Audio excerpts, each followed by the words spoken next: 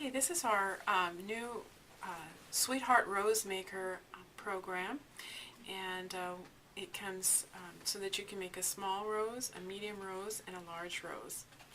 One of the first questions that people ask us is what kind of fabrics can we use? Certainly your Dupioni silks work well, your crepes, chiffon, satins, and regular old 100% cotton fabric makes very nice roses. You can also do linens. So anything that's kind of an elegant fabric usually makes up into a very elegant looking rose. The rose maker itself has two parts, and it comes unfolded like this, so you have a top and a base. And what you want to do, the instructions are very good in that they tell you exactly what size strip to cut for the small, medium, or large.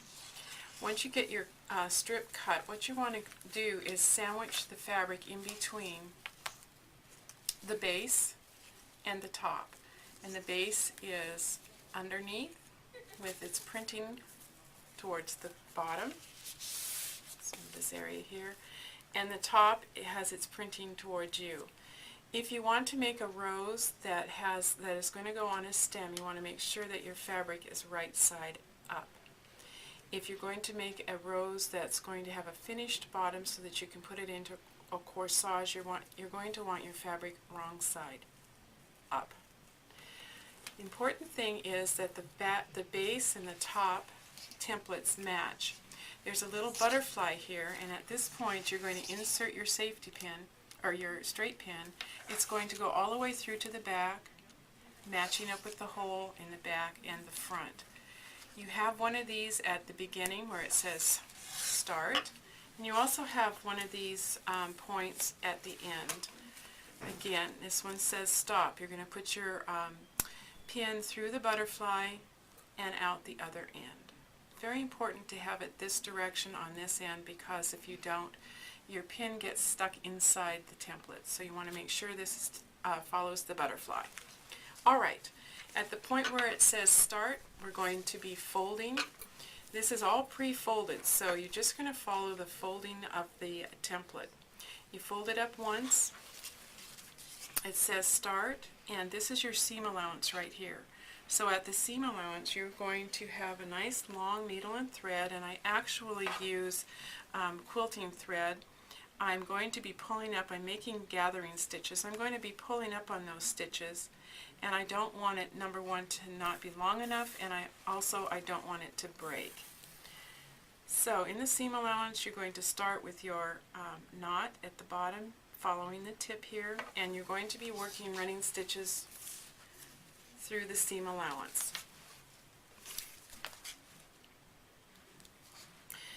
There's no exacting, these don't have to be too small, these don't have to be even, they don't have to be perfect. Just really nice. We like things where we don't have to be perfect.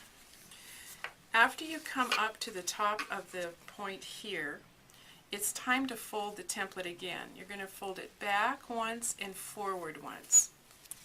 It automatically does it. And one of the things we found helpful is at this fold point to just put a little paper clip right here. It begins to help you hold. You want to make sure that both seam allowances are out and lined up. You don't want to have any seam allowance caught underneath. Nor do you want to sew into your template. So remember to keep your stitches away from the edge of the template.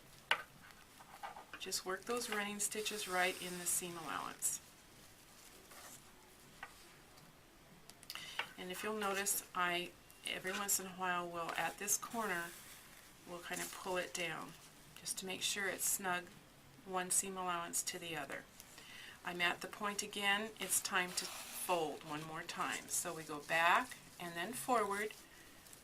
Pull your seam allowance out from the underneath of the template, and again, put in your paper clip. That's really going to help hold it. In fact, it's not a bad idea to go ahead and pre-fold all the way around.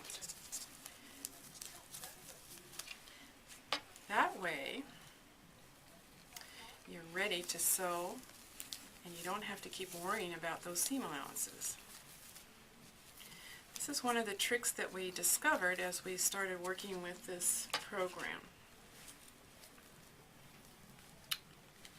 Alright, I'm going to come back to where I stopped my stitches and pick those up again, working in the seam allowance.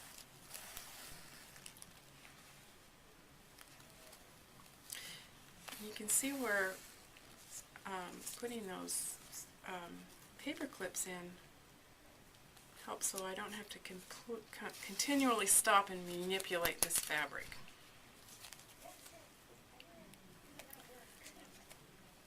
Sometimes it feels like you need 16 fingers for this.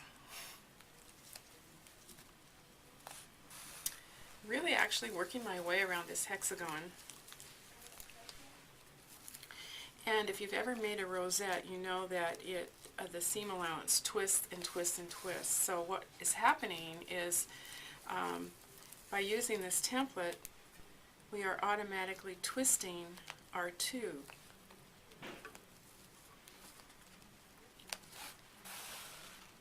Okay, we have one last fold.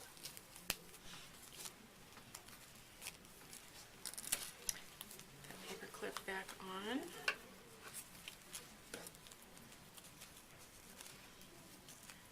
Always make sure your seam allowances are together and you're picking up both the top and the bottom seam allowance and not going through the template. As you come up to this last point, you're going to see the word stop, and that's what you want to do right at this section here. It says stop, and you want to stop your stitching. When that's done, you don't need to unthread your needle, just set it down, take the paper clips off, open out your work, remove the top template,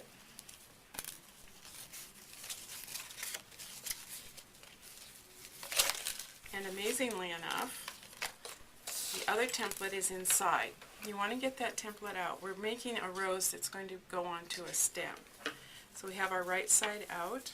We're going to make this straight, and we're just going to reach in and pull out the inner template.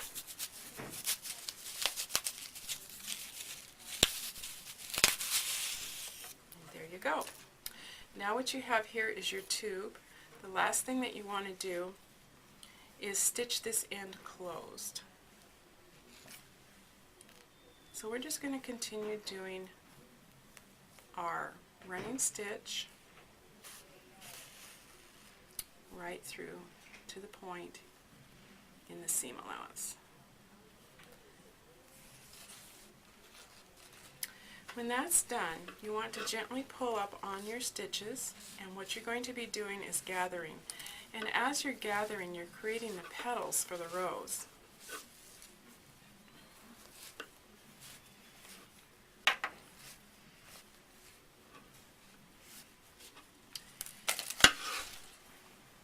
Now, this is where you started.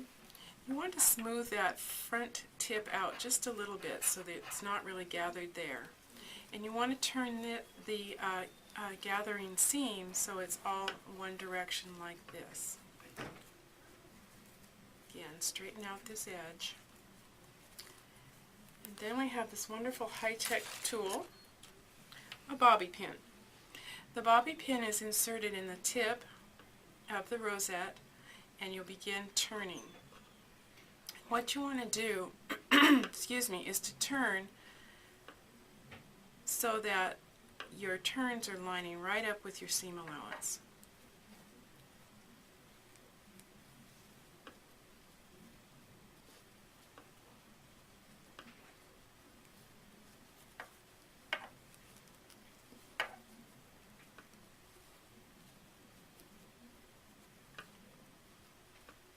Now at this point you can take a look and see if you like the density or the fluffiness of the rose.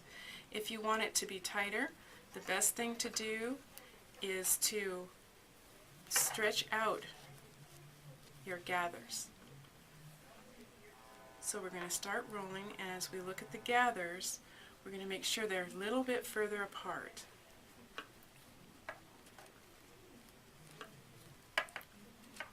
And you can move those as you go.